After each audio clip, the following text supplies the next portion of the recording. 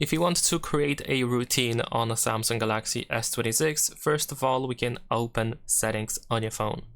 Now over here in settings, we should be able to find modes and routines.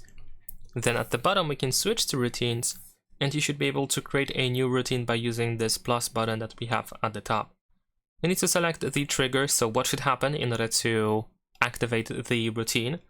So as you can see, the list is quite long. We can select many different triggers.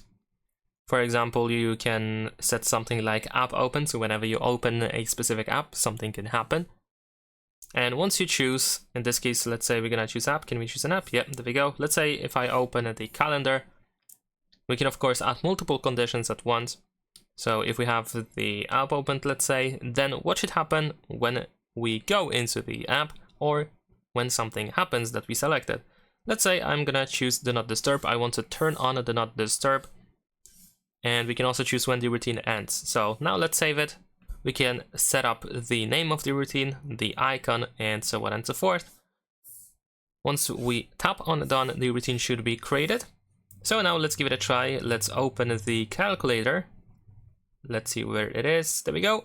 And we should have there we go. DND mode is now activated. There we go. Do not disturb is on indeed.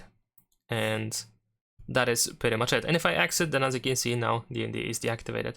Simple as that. Now, if you're looking for some inspirations, for some tips, of course, we can go to Discover in here to create a routine based on these presets.